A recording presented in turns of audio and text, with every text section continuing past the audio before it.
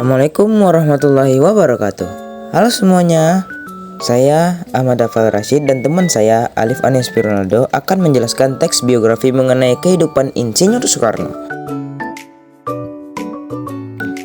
Siapa yang tidak kenal dengan Insinyur Soekarno?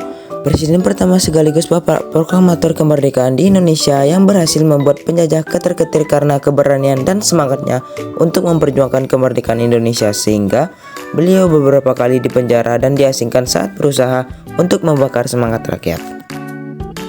Ingin tahu bagaimana kisah Insinyur Soekarno dalam memperjuangkan kemerdekaan Indonesia? Inilah kisah selengkapnya. Insinyur Soekarno lahir dengan nama Kusno Sosro Diharjo pada 6 Juni 1901 di Surabaya, Jawa Timur. Ayah Soekarno bernama Aden Soekami Sosro Diharjo. Beliau seorang guru, dan ibunya yang bernama Idu Ayu Nanyuman Ral, seorang wanita Bali dari kalangan bangsuan. Nah, selanjutnya ada peristiwa penting yang dialami Insinyur Soekarno yang akan dijelaskan oleh teman saya. Baiklah, saya akan melanjutkan materi yang sudah dibacakan oleh teman saya. Selanjutnya adalah peristiwa penting yang dialami Soekarno pada masa muda dan pendidikan yang ia jalani. Di masa mudanya, Soekarno sekolah di ELS di Surabaya. ELS itu dulu kayak sekolah dasar. Di sanalah semangat cintanya pada Indonesia mulai tumbuh. Jadi, dari kecil, beliau sudah punya rasa ingin memajukan negara kita. Kemudian, beliau melanjutkan sekolah ke ITB di Bandung. ITB itu kampus terkenal banget sampai sekarang. Di sana, Soekarno belajar banyak hal terutama tentang teknik sipil. Bayangkan, anak muda yang semangat belajar dan punya cita-cita tinggi. Nah, jadi insinyur sipil itu adalah salah satu langkah awal Soekarno untuk berkontribusi buat Indonesia. Dengan ilmunya, beliau juga punya keinginan untuk membangun negeri ini menjadi lebih baik. Masa muda Soekarno ini menunjukkan kalau semangat belajar dan cinta tanah air itu penting banget, apalagi buat kita sebagai generasi muda.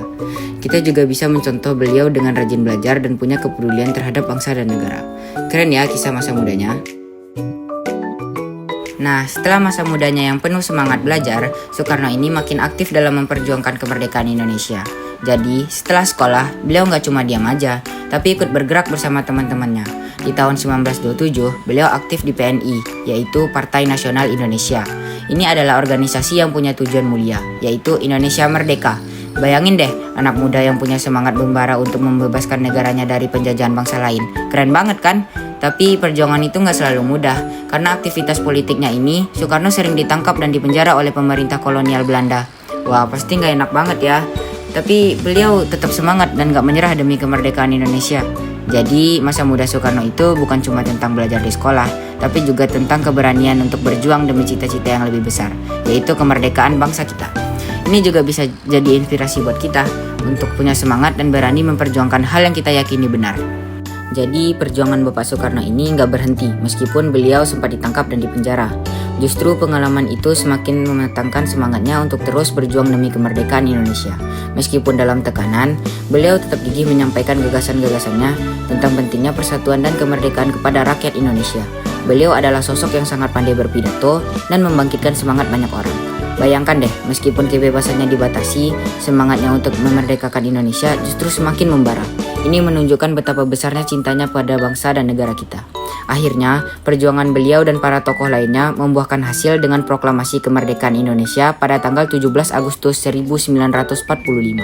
Jadi, bagian perjuangan kemerdekaan ini penting banget untuk kita ingat. Ini mengajarkan kita tentang keberanian, keteguhan, dan pentingnya persatuan untuk mencapai cita-cita yang besar. Semangat perjuangan Bapak Soekarno dan para pahlawan kemerdekaan harus terus kita teladani. Di masa pendudukan Jepang, situasinya memang berubah. Jepang datang ke Indonesia dan waktu itu Bapak Soekarno dan tokoh-tokoh lainnya bekerja sama dengan pemerintah Jepang untuk mempersiapkan kemerdekaan Indonesia. Ini adalah strategi yang diambil untuk mencapai tujuan yang lebih besar. Nah, di foto ini juga ada gambar Bapak Muhammad Atta.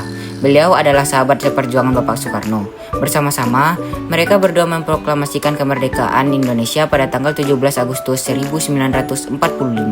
Ini adalah momen yang sangat penting dan bersejarah buat bangsa kita. Jadi, perjuangan kemerdekaan itu adalah proses yang panjang dan penuh tantangan. Ada berbagai cara dan strategi yang dilakukan oleh para pahlawan kita, termasuk bekerja sama dengan pihak lain demi mencapai Indonesia yang merdeka. Persatuan dan kerjasama antara tokoh-tokoh seperti Soekarno dan Hatta itu penting banget untuk meraih kemerdekaan. Keren ya semangat perjuangan mereka.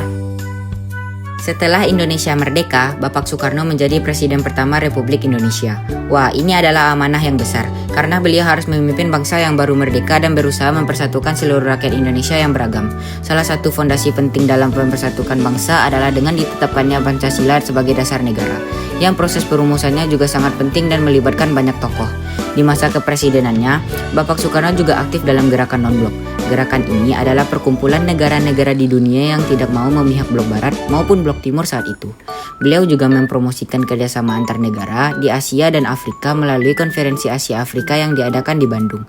Ini menunjukkan betapa hebatnya beliau dalam menjalin hubungan baik dengan negara-negara lain.